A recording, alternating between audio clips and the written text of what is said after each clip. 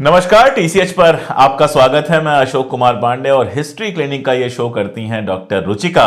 अभी पिछले दिनों कर्नाटक में बहुत सारा तमाशा हुआ जब वहां की गवर्नमेंट एक प्रपोजल लेके आई, एक बिल लेके आई इस बात के लिए कि मंदिरों के ऊपर टैक्स लगाया जाए।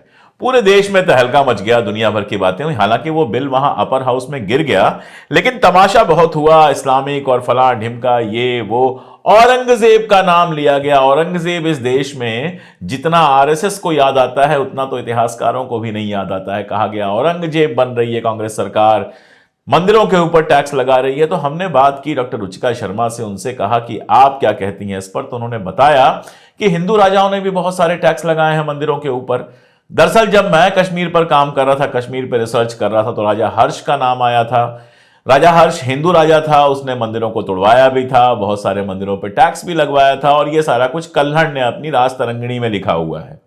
तो आज डॉक्टर रुचिका शर्मा आपको बहुत विस्तार से बता रही हैं कि कैसे मंदिरों के इनकम पर, मंदिरों की आय पर बाकायदा टैक्सेज लगाए थे हिंदू राजाओं ने। और जब दुनिया की हर चीज पर टैक्स लगता है तो फिर मंदिरों या मस्जिदों की आय पर टैक्स क्यों नहीं लगना चाहिए।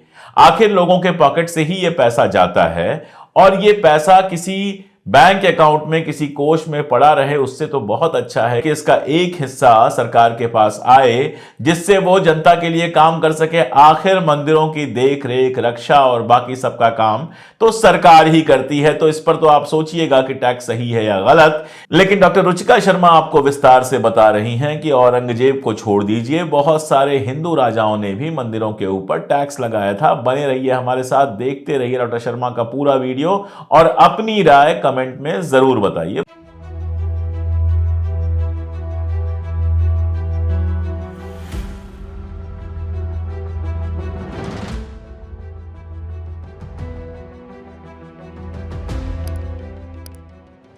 हेलो हेलो और नमस्कार। मैं हूं डॉक्टर रुचिका शर्मा। मैं पेशे से एक इतिहासकार हूं और इतिहास की टीचर भी हूं, और ये है हिस्ट्री क्लिनिक, जहां हम इतिहास के नाम पे फैलाए गए झूठ का जमकर इलाज करते हैं।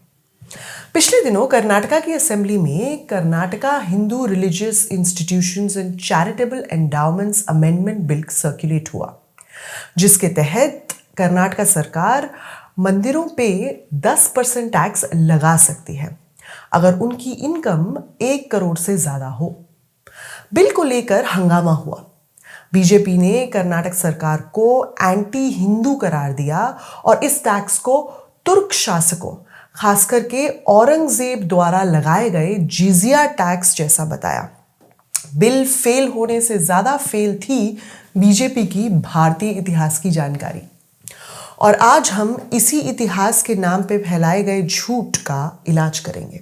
मंदिरों पे कर यानी टेम्पल टैक्स का इंडिया में काफी पुराना इतिहास रहा है, और ये टेम्पल टैक्स जिजिया से बिल्कुल भी मेल नहीं खाता।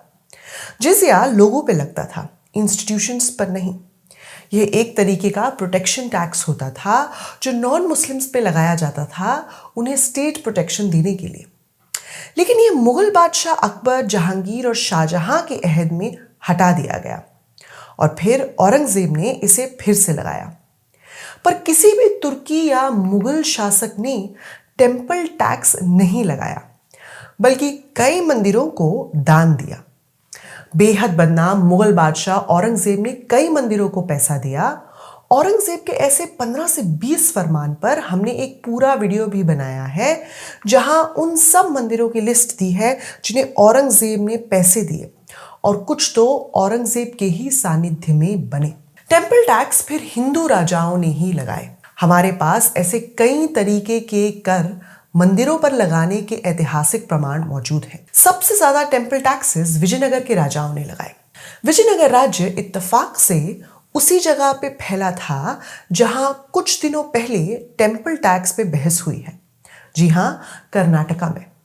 इसके अलावा तेलंगाना, आंध्र प्रदेश, तमिलनाडु और महाराष्ट्र के कुछ हिस्सों में भी विजयनगर राजाओं का शासन था।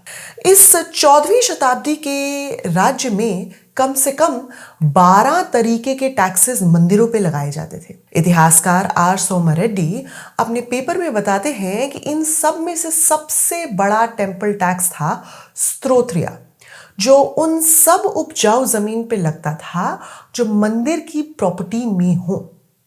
1563 एडी की एक शिलालेख यानी इंस्क्रिप्शन बताती है कि विजयनगर राजा सदाशिव राय के अहद में ये टैक्स यानी स्त्रोत्रिया वो सारी जमीन पे लगा जो देवों या ब्राह्मणों को बतौर इनाम दिए गए थे। इस टैक्स को विजयनगर के तेलुगु डिस्ट्रिक्ट्स में स्त्रोत्रिया और तमिल डिस्ट्रिक्ट्स में जोड़ी कहते थे। और तो और नीलावाई टैक्स उन लैंड्स पे लगता था जो मंदिर को इनाम में नहीं मिली हो बल्कि उनकी ऑर्डिनरी जमीन हो। इसके अलावा जिजिया जैसा ही टैक्स मंदिरों पे भी लगाया जाता था। विजयनगर शासकों द्वारा एक प्रोटेक्शन टैक्स जो फोर्ट के कमांडर यानी किले के सिपा सलार को दिया जाता था ताकि वो मंदिरों की रक्षा कर सके।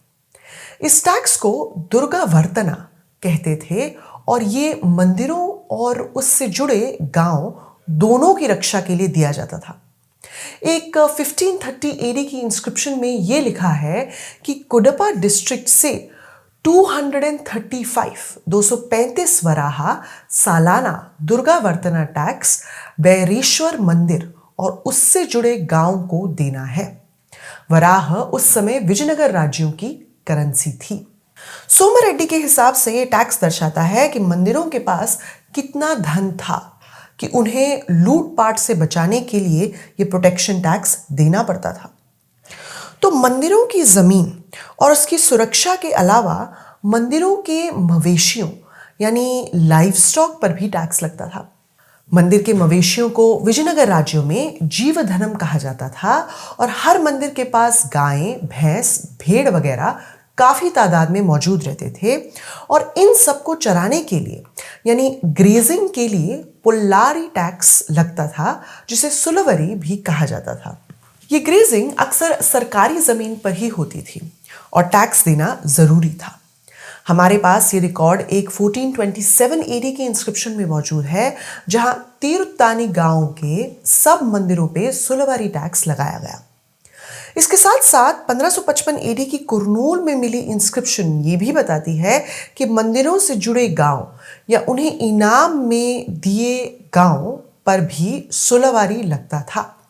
और इल्लारी यानी हाउस टैक्स मतलब घरों पे कर, गानुगारी यानी ऑयल मिल्स मतलब तेल की चक्कियों पे टैक्स, मग्गारी यानी हैंडलूम पे टैक्स और मुद्रयम यानी खरीद फरोख्त के लिए मंडी में लाया हुआ अनाज की स्टैंपिंग के लिए भी टैक्स लगता था।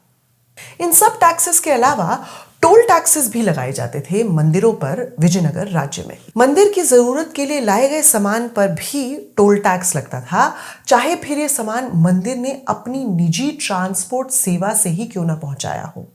ऐसे ही टोल टैक्सेस भगवान अहोबलेश्वर के मंदिर में लाए गए सामान पर भी लगे थे एक 1547 एडी की इंस्क्रिप्शन के मुताबिक। मंदिर पर या आसपास जो भी कोई सामान बिकता था या फिर मंदिर तक जाते हुए रास्ते पर भी जो सामान बिकता था उस पर भी भारी भरकम टोल टैक्स लगता था।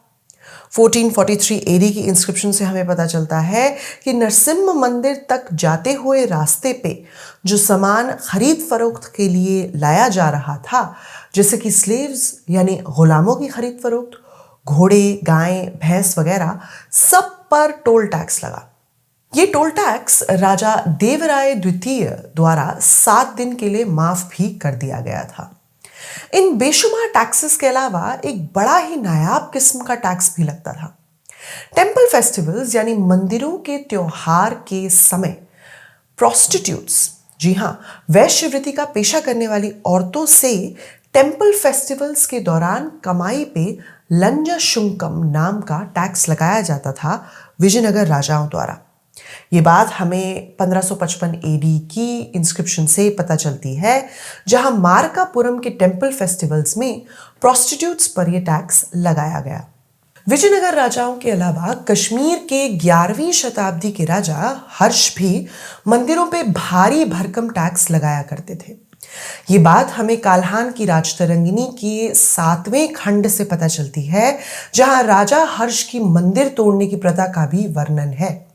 हर्ष ने बाकायदा मंदिर तोड़ने के लिए उदयराज नाम के एक शख्स को देवोत्पात नायक का पद दिया, जिसका काम था दैविक मूर्तियों को तोड़ना, उन्हें शर्मनाक तरीके से अपवित्र करने के बाद। मंदिरों पे टैक्स के अलावा मंदिर में आने जाने वाले तीर्थयात्रियों पर भी तगड़ा टैक्स लगता था। जो लोग त्योहार के समय मंदिरों में आते थे उन पे पेरायम टैक्स लगता था।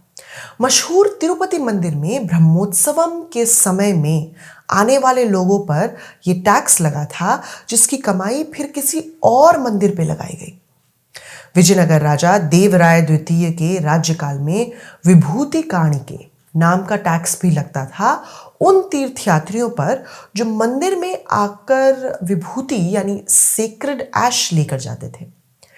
ये मंदिर को खुद तीर्थयात्री की श्रद्धा से दिया जाता था, लेकिन इसे सरकार मंदिर से टैक्स के तौर पे कलेक्ट करती थी। इससे भी पहले मशहूर सोमनाथ मंदिर पे भी पिलग्रिम टैक्स यानी तीर्थयात्रियों पे टैक्स लगाया गया। चालुक्य सोलंकी राजपूत राजा सोमनाथ मंदिर में आने वाले तीर्थयात्रियों से टैक्स वसूलते थे। ये टैक्स काफी भारी भरकम होता था, इसीलिए अक्सर कई राजा इन तीर्थयात्रियों को लूट लेते थे। 12वीं शताब्दी की किताब द्वय आश्रय महाकाव्य जो हेमचंद्र द्वारा लिखी गई थी बताती है कि 10वीं शताब्दी में जब सोमनाथ मंदिर पहली बार बना सोलंकी राजा मूलराज की अहद में, तब उसमें आने वाले तीर्थयात्रियों पर टैक्स लगता था और इन यात्रियों को अक्सर चूड़समा राजवंश के राजा राग्रहारिपु लूट लिया करते थे और मारकाट भी किया करते थे।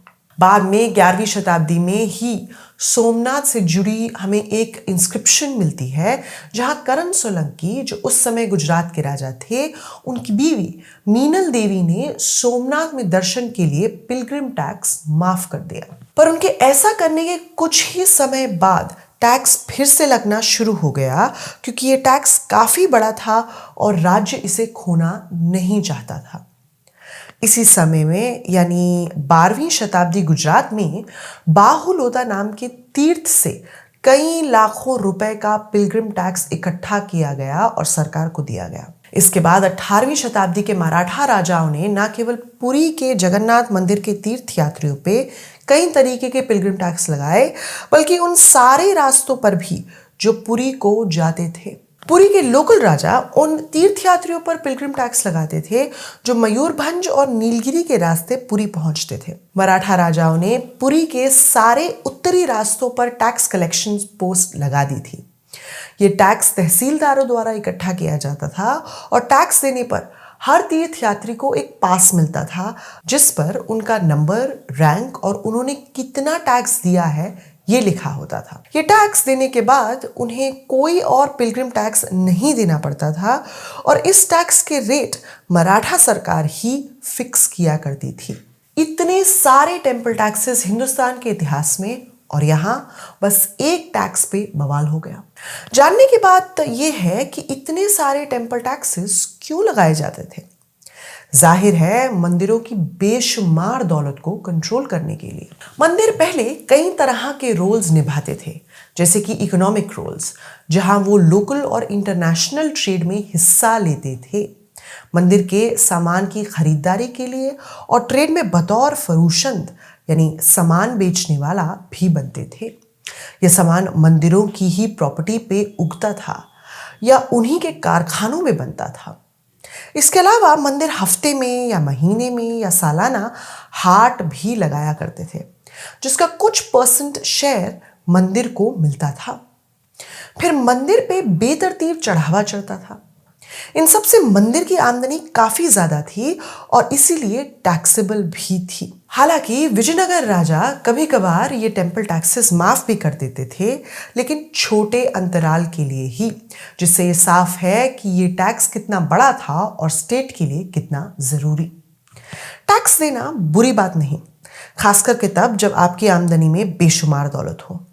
इसी टैक्स के पैसे से सरकार रोड्स, अस्पताल, स्कूल, कॉलेज बनवाती है, गरीबी हटाने के प्रयास करती है, भुखमरी भगाने की कोशिश करती है।